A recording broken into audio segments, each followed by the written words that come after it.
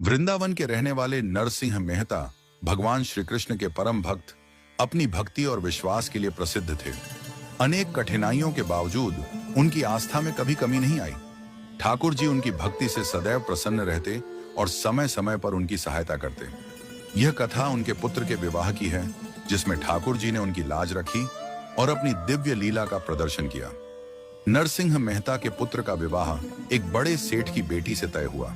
सेठ का परिवार धनी और प्रतिष्ठित था, लेकिन जब सेठ को पता चला कि नरसिंह मेहता आर्थिक रूप से कमजोर हैं, तो वह चिंतित हो गए।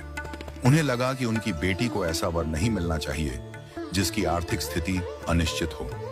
सेठ ने नरसिंह मेहता को एक पत्र भेजा, जिसमें बारात के लिए कुछ शर्तें रखी।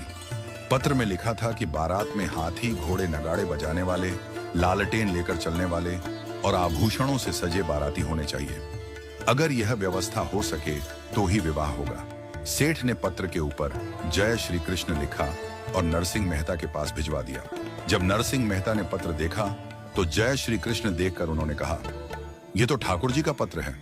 उन्होंने पत्र खोला नहीं, बल्कि ठाकुर जी के चरणों में रख दिया और प्रार्थना करते हुए बोले, भगवान, यह पत्र आपके नाम है। इसमें जो भी लिखा है वह आपकी जिम्मेदारी है। ठाकुर जी उनकी भक्ति से प्रसन्न हुए और मुस्कुराते हुए बोले, तुम्हारा विश्वास अद्भुत है। तुम बस बारात लेकर चलो, बाकी सब मैं देख लूंगा। नरसिंह मेहता ने ठाकुर जी के वचनों पर भरोसा करते हुए बारात की तैयारी शुरू कर दी। नरसिंह मेहता ने साधारण तरीके से अपने पुत्र को घोड़ी पर बिठाया और 4-5 बारातियों के साथ निकल पड़े।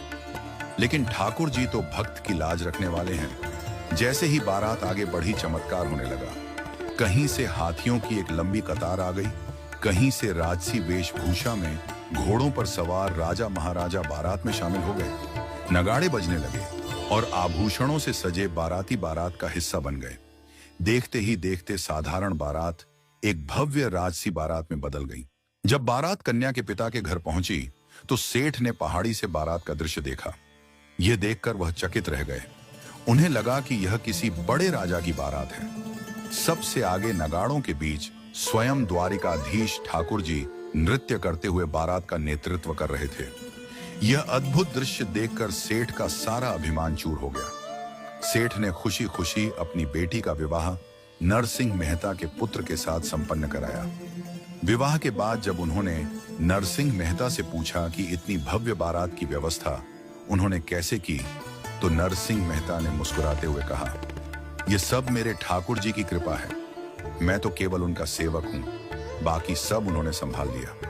यह घटना ठाकुर जी की भक्त वत्सलता